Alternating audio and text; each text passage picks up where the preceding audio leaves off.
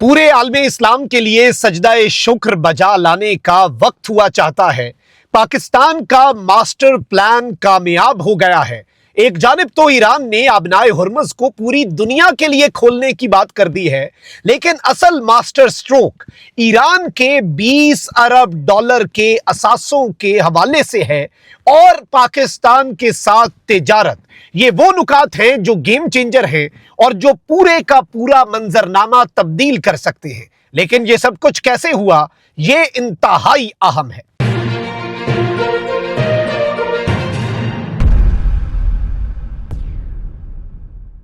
बिस्मिल्लाहिर्रहमानिर्रहीम, अस्सलाम वालेकुम। मैं हूं मखदूम शहाबुद्दीन। 17 अप्रैल 2026 जुमअतुल मुबारक का बाबरकत दिन। आलमे इस्लाम के लिए, ईरान के लिए बहुत अच्छी खबर है। एक जानिब तो पाकिस्तान के एफर्ट्स की वजह से ना सिर्फ ईरान और अमरीका में आर्जी जंगबंदी हुई, लेकिन अब पहली मर्तबा इसराइल और लबनान में भी जंगबंदी हो चुकी है। इसका क्रेडिट भी ईरान ने पाकिस्तान को दिया है और ये ईरान की प्री कंडीशन थी, ये ईरान की शर्त थी कि लबनान में सीज फायर हो, लबनान में कोई हमला ना हो और लबनान के अंदर जंग रुकेगी तो हम आगे बढ़ेंगे। पाकिस्तान के फील्ड मार्शल ने 36 घंटे ईरान में गुजारे, अहम तरीन मुलाकातें की और 36 घंटे में वो कर दिया जो अमरीका बजोरे बाजू, बजोरे ताकत, नाम निहाद सुपर पावर अपनी पूरी ताकत के साथ 5 हफ्तों में नहीं कर सका।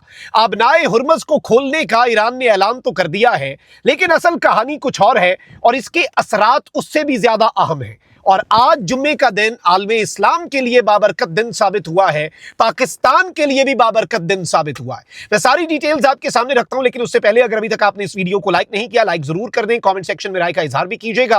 पाकिस्तान जिंदाबाद का नारा आपने कमेंट सेक्शन में जरूर लिखना है।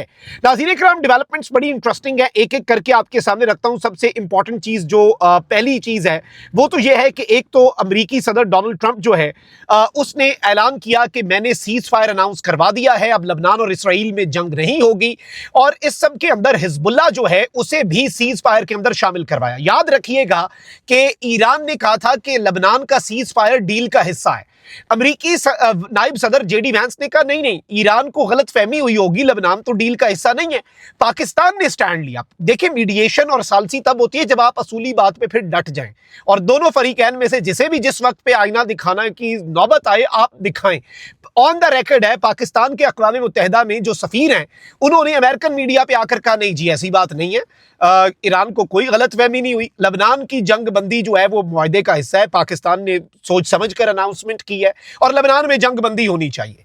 ईरान का वफ्द जब इस्लामाबाद पहुंचा मुज़ाकरात के लिए, उस वक्त भी ईरान ने कहा कि हमारे असासे जो हैं फ्रीज, उन्हें अनफ्रीज किया जाए और दूसरी चीज जो है वो ये है कि लबनान की जंगबंदी और मुकम्मल जंगबंदी। अब डोनाल्ड ट्रंप ने 3-4 ट्वीट किए और एक तो ट्वीट के अंदर उसने कहा है कि मैंने इसराइल को कह दिया कि खबरदार अब तुमने लबनान के ऊपर कोई बमबारी की। इसराइल तो अमेरिका ईरान जंगबंदी से भी खुश नहीं था अमेरिकन मीडिया के मुताबिक, और पाकिस्तान ने जो ये सरप्राइज दिया अमेरिका को कन्विंस करके, क्योंकि अमेरिका ऑफ रैंप चाहता था, अमेरिका इस जंग से निकलना चाहता था। इसराइल की तो ये जंग थी, इसराइल नहीं चाहता था, ये अमेरिकी तज्जियाकार समझते हैं, तो इसलिए ये जंगबंदी भी उनके लिए बड़ी अजीब थी। अब इस सब के अंदर नाज़रीन इकराम सबसे बड़ी चीज तो ये है कि डोनाल्ड ट्रंप एक ट्वीट करता है, उससे पहले अब्बास इराक्ची जो है वो ट्वीट कर देते हैं। सीज फायर की अनाउंसमेंट होती है और अब्बास इराक्ची कहते हैं कि लबनान में सीज फायर हो चुका है, तमाम कमर्शियल वेसल्स जो हैं उनके लिए अबनाए हुर्मुज़ को हम खोलने का ऐलान करते हैं। Strait of Hormuz is declared completely open for the remaining period of ceasefire, यानी जो सीज फायर की डेट है उस वक्त तक हमने अबनाए हुर्मुज़ खोल दिया और उस वक्त तक वैसे ही एक नया मुआहिदा हो जाना है और सीज फायर आर्जी जो है उसकी जरूरत नहीं रहनी। इन्होंने कहा है कि जी organisation of Islamic republic of Iran जो है पोर्ट्स और मैरी टाइम, उसने पहले ये अनाउंसमेंट की हुई थी एक रूट की और उस रूट को अब हमने खोल दिया है। डोनाल्ड ट्रंप इसके फौरी बाद ईरान का शुक्रिया अदा करता है, ही थैंक्स ईरान, और वो कहता है Iran is just announced that the straight of Iran is fully open and ready for full passage, thank you. अब इसमें एक जुमला बड़ा इंपॉर्टेंट है। ट्रंप कहता है कि ईरान ने अनाउंस किया है कि अबनाए ईरान जो है उसे मुकम्मल तौर पर खोल दिया है, ईरान आपका शुक्रिया। अब उसने इसे अबनाए हुर्मुज़ नहीं बुलाया बल्कि अबनाए ईरान बुलाया। एक तरह से इसे भी बहुत ज्यादा एनालाइज किया जा रहा है कि ट्रंप आबनाए हुर्मुज़ का नाम नहीं भूल सकता, वो इसे आबनाए ईरान बुला रहा है। तो ट्रंप ने ये एक्सेप्ट किया कि ये आबनाए हुर्मुज़ जो है ये ईरान के कंट्रोल में है, और हो सकता है कि इस सब के अंदर आबनाए हुर्मुज़ जिस तरह से अब आगे ऑपरेट हो उसमें ईरान की ही ख्वाहिशात के मुताबिक हो। पाकिस्तान ने पसे पर्दा बड़ा काम किया और एक 3 पेजेस का जो डॉक्यूमेंट है वो तैयार हो चुका है। हतमी मुआहिदा कब होना है, बड़ा सरप्राइज क्या है, $20 अरब वाली कहानी क्या है, ये भी समझ लेते हैं। लेकिन सबसे अहम तरीन चीज, फर्स्ट थिंग्स फर्स्ट नाज़रीन कराम, डोनाल्ड ट्रंप ट्वीट करता है, थैंक यू टू पाकिस्तान, मैं पाकिस्तान का शुक्रगुजार हूं, and great prime minister and field marshal, to fantastic people. मैं पाकिस्तान का, पाकिस्तान के अजीम वजीर आजम का और अजीम फील्ड मार्शल का, जो 2 अजीम और बेहतरीन लोग हैं, उनका शुक्रगुजार हूं और मैं पूरी पाकिस्तानी कौम का शुक्रगुजार हूं। ये इतनी बड़ी और मस्बत डेवलपमेंट है कि आप इसकी अहमियत का लिटरली मार्क माय वर्ड्स अंदाजा भी नहीं कर सकते। अब इस सारी सिचुएशन के अंदर मैं आपको यह बता दूं कि अब डोनाल्ड ट्रंप जो है उसने फाइनली, गल्फ ऑफिशियल्स ये बता रहे हैं कि ट्रंप ने फ्लेक्सिबिलिटी दिखाई है। पाकिस्तान के अंदर होने वाले मुज़ाकरात में जेडी वैंस ये कह के गया था कि ये आखिरी मुआहिदा है, लीव इट और टेक इट, ठीक है जी। लेकिन अब अमेरिका ने कंसेशंस देने का फैसला किया और मजीद पीछे हटने का फैसला किया है। एक तो पाकिस्तान के फील्ड मार्शल का दौरा है ईरान और खातमुल अंबिया हेडक्वार्टर जाना, IRGC की लीडरशिप से मिलना, उन्हें ऑन बोर्ड लेना, आबनाए हुर्मुज़ खुलवाकर पाकिस्तान में। और दुनिया में तेल की कीमतें ऐसे ही गिरी हैं जैसे गिरने का हक होता है। पूरी दुनिया की इकोनॉमी जो है उसने पहली मर्तबा एक सुख का सांस लिया है जब से ये जंग शुरू हुई है। अब इस सबके अंदर गल्फ ऑफिशियल्स बता रहे हैं कि अमेरिका का सदर ट्रंप जो है वो ईरान के लिए मजीद नरमी और डील के अंदर कंसेशंस जो हैं उनके हवाले से इस वक्त आमादा नजर आ रहा है। और इस सब के अंदर एक और चीज बताई जा रही है नाज़रीन कराम के पाकिस्तान के ऑफिशियल्स ने अल जजीरा को बताया कि अपकमिंग जो मीटिंग होगी वो सेरेमोनियल होगी, वो चंद घंटे ही जारी रहेगी, वो कोई 21 घंटे नहीं होगी। तमाम इख्तलाफात पाकिस्तान ने पहले दूर करा देने हैं। इसमें एक MOU साइन हो सकता है, मेमोरेंडम ऑफ अंडरस्टैंडिंग, मफाहमत की याददाश्त, और उसके बाद एक 60 दिन का टाइम आ सकता है जिसमें फाइनल इस्लामाबाद अकॉर्ड जो है उसके साइनिंग के हवाले से चीजें डिसाइड हो।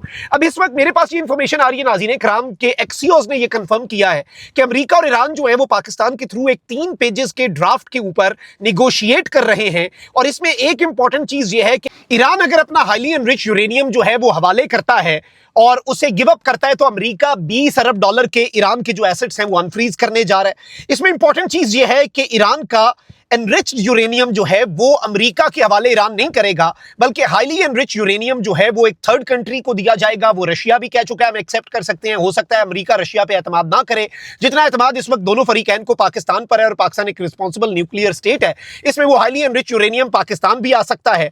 फिर इस सबके अंदर एक इंपॉर्टेंट चीज ये है कि यूरेनियम एनरिचमेंट जो है उस पर ईरान वॉलंटरली अपनी मर्जी से उसे फ्रीज कर देगा। फिर इसके साथ ही साथ ईरान न्यूक्लियर रिसर्च रिएक्टर्स जो हैं एटमी टेक्नोलॉजी के पुरअमन इस्तेमाल के लिए जारी रखेगा। ईरान अपनी जेरे जमीन न्यूक्लियर फैसिलिटीज जो हैं उन्हें बंद कर देगा। ईरान अपनी जेरे जमीन जो आप कह लें कि जो उसकी चीजें हैं जितनी अंडरग्राउंड फैसिलिटीज हैं उन्हें बंद करेगा। और ईरान जो है वो अपनी फिर इस सारे सिनेरियो के अंदर क्या करेगा कि ओवर द ग्राउंड अपनी न्यूक्लियर रिसर्च जो है वो जारी रखेगा ताकि इंटरनेशनल स्टैंडर्ड्स को मीट किया जा सके। यानी ईरान खुफिया कुछ नहीं करेगा। और इस सब के अंदर ईरान के तमाम एसेट्स जो हैं वो अनफ्रीज हो जाएंगे। इसका मतलब क्या है जी? इसका मतलब है $20 अरब ईरान के रिजर्व्स में आ गया। ईरान की इकोनॉमी को ऐसा बेहतरीन बूस्ट मिलना है आप सोच नहीं सकते। करेंसी ऊपर, हर चीज ठीक, इन्फ्लेशन कंट्रोल। फिर ईरान की ट्रेड चल पड़नी है, ईरान के ऊपर से सैंक्शंस हटनी है। ईरान की साइड से गैस पाइपलाइन मंसूबा पाकिस्तान तक पहुंच चुका है। हमने कुछ साल के अंदर बल्कि कुछ महीनों में उसे पूरा करके गैस ईरान से लेनी शुरू कर देनी है। पाकिस्तान ने ईरान से तेल लेना शुरू कर देना है। पाकिस्तान के लिए यह इतना बड़ा मूव है, इतनी बड़ी खबर है, इतनी अच्छी खबर है कि पाकिस्तान और ईरान के अवाम को सजदाए शुक्र बजा लाना चाहिए कि इससे ट्रेड के, प्रॉस्पेरिटी के, तरक्की के, बेहतरी के वो रास्ते खुलने हैं जो ना इस वक्त किसी स्टेक होल्डर के ये वहमो गुमान में भी नहीं है। And I think this is something very big. ये बहुत बड़ी डेवलपमेंट्स हैं। लेट्स सी ये मामला कहां पर जाकर रुकता है, लेकिन ये डेवलपमेंट्स बहुत बड़ी, बहुत अच्छी और बहुत इंपॉर्टेंट भी हैं। और इस सब के अंदर अब हमें देखना होगा कि ये किस तरफ को जाकर रुकेंगी, क्या बनता है, क्या होता है। लेकिन अभी तक जो पाकिस्तान ने कर दिखाया, अब नाए हुर्मुज़ खुल चुकी है, तेल की कीमतें गिर रही हैं। पाकिस्तान ने अनइमेजिनेबल को पॉसिबल कर दिया है, इम्पॉसिबल को अल्लाह के फजल और करम से पॉसिबल किया है। और ईरान का जो $20 अरब वाला मामला और जो पाकिस्तान के साथ ट्रेड खुल चुकी है, आप समझ लें बस हो गया, ये काम तो हो चुका है। और पाकिस्तान तो इसमें फोर फ्रंट पे है। तो आप अब देखिएगा कि पाकिस्तान और ईरान मिलकर क्या करते हैं। अपना बहुत ख्याल रखिए। अल्लाह निगरान। पाकिस्तान जिंदाबाद।